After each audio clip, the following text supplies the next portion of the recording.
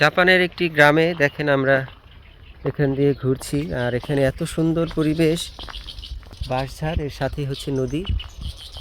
খুবই চমৎকার একটি এখানে একটা মনোরম পরিবেশ, ধান ক্ষেতের পাশেই।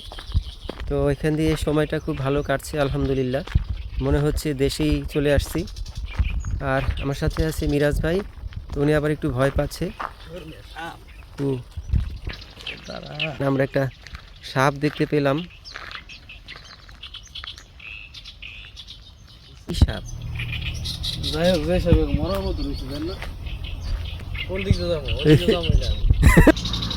দেখেন বন্ধুরা, সাপটা মানে মরার মতো পড়ে আছে, জীবিত কিন্তু কোনো নড়াচড়া করতেছে না। মানে জাপানে এসে এই যে দেখেন ধান ক্ষেতের পাশেই একটি সাপের দেখা পেয়ে গেলাম। এই সাইডটা হচ্ছে মূলত জাপানের একটি গ্রাম সাইট। এটা এই যে দেখেন, এই যে একটা ধান ক্ষেত, আর এই যে দেখেন এখানে পানির কি সুন্দর ব্যবস্থা করা সরকারিভাবে। এই যে দেখেন এখানে পানির চাবি, যখনই পানি দরকার হবে এই চাবি ঘোরালেই খেতে পানি চলে আসবে, মানে পানি নিয়ে কোনো চিন্তা করতে হবে না। আর এই যে এই পাশে দেখেন এখানে আরেকটা ক্ষেত, এই যে এই হচ্ছে একটা ক্ষেত, এই পাশে আরেকটা ক্ষেত। তো এই দেখেন এটারও এই যে একইভাবে এখানে পানির ব্যবস্থা করা, যখনই পানির প্রয়োজন হবে চাবি ঘোরালেই পানি চলে আসবে। তো এই পুরো জায়গাটি হচ্ছে ফসলি জায়গা, একটা গ্রাম, খুবই সুন্দর নিরিবিলি।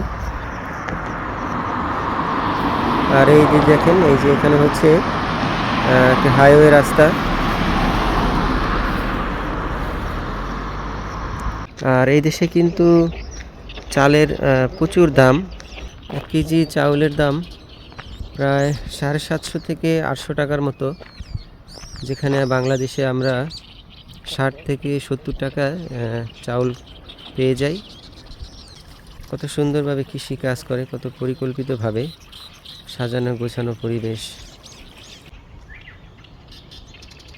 ফসলি জমির পাশেই এখানে দেখেন একটি জাপানি নদী। নদীর দুই পাশেই কংক্রিটের বাঁধ দেওয়া, আর এই যে মাঝখানে দেখেন এখানে পানিটা এখানে সংরক্ষণ করার জন্য মাঝখানেও একটি বাঁধ দেওয়া, হয়তো কৃষিকাজের জন্য ব্যবহার করা হয়। হঠাৎ করে একটি বিশাল সাইজের মাছ এখানে ঝাঁপ দিল। তো এখানে অনেক মাছ আছে, দেখেন নদীটা কত সুন্দর।